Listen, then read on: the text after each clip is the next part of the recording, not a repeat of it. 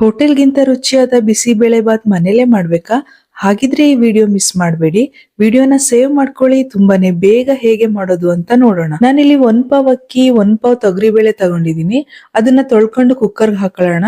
ಹಾಗೇನೆ carrot, beans, ಆಲೂಗಡ್ಡೆ, ಹಸಿ ಬಟಾಣಿ, ಕಡಲೆ ಬೀಜನ 1 ಕಪ್ ಹಾಕೊಂಡಿದ್ದೀನಿ. ಸ್ವಲ್ಪ ಅರಿಶಿಣ, ರುಚಿಗೆ ಉಪ್ಪು, 7 ರಿಂದ 8 ಗ್ಲಾಸ್ ನೀರ್ ಹಾಕಿ ಮಿಕ್ಸ್ ಮಾಡ್ಕೊಂಡು 1 ಟೇಬಲ್ ಸ್ಪೂನ್ ಎಣ್ಣೆ ಹಾಕಿ 2 ರಿಂದ 3 ವಿಷಲ್ ಬರ್ಸ್ಕೊಳ್ಳೋಣ. ಒಂದು ಬೌಲ್ಗೆ ನಿಂಬೆ ಹಣ್ಣು ಗಾತ್ರದ ಹುಣಸೆ ಹಣ್ಣು ತಗೊಂಡು ನೆನೆಯೋಕೆ ಇಟ್ಕೋಬೇಕು.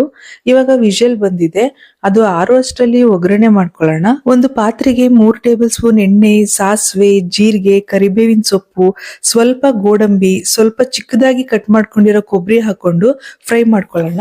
2 ಈರುಳ್ಳಿನ ಚಿಕ್ಕದಾಗಿ ಕಟ್ ಮಾಡ್ಕೊಂಡು ಹಾಕೋತಿದೀನಿ. ಹಾಗೇನೆ 1 ಕ್ಯಾಪ್ಸಿಕಮ್ ನ ಕಟ್ ಮಾಡಿ ಹಾಕೊಂಡು ರುಚಿಗೆ ಉಪ್ಪು ಸೇರಿಸಿ ಸ್ವಲ್ಪ ಬಣ್ಣ ಬದಲಾಗೋವರೆಗೆ ಫ್ರೈ ಮಾಡ್ಕೊಳ್ಳೋಣ. ನಂತರ 2 ಟೊಮೊಟೊನ ಕಟ್ ಮಾಡಿ ಹಾಕೊಂಡು ಫ್ರೈ ಮಾಡ್ಕೋಬೇಕು.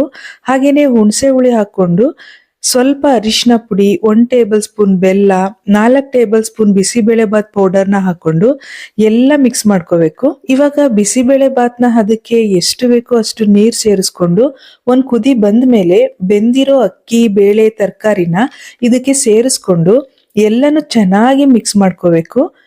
ಕೊನೆಗೆ ಕೊತ್ತಂಬರಿ ಸೊಪ್ಪು ಹಾಕೊಂಡ್ರೆ ಕರ್ನಾಟಕದ ಮೋಸ್ಟ್ ಫೇವರೇಟ್ ಬಿಸಿಬೇಳೆ ಬಾತ್ ತುಂಬಾನೇ ಬೇಗ ರೆಡಿ ಆಗಿದೆ. ಈ ರೆಸಿಪಿ ನಿಮ್ಗೆ ಇಷ್ಟ ಆದ್ರೆ ಲೈಕ್ ಮಾಡಿ, ನಿಮ್ಮ ಸ್ನೇಹಿತರಿಗೆ ಶೇರ್ ಮಾಡಿ ಮತ್ತು ಇನ್ನಷ್ಟು ಟೇಸ್ಟಿ ರೆಸಿಪಿಗಳಿಗಾಗಿ ಫಾಲೋ ಮಾಡಲು ಮರಿಬೇಡಿ.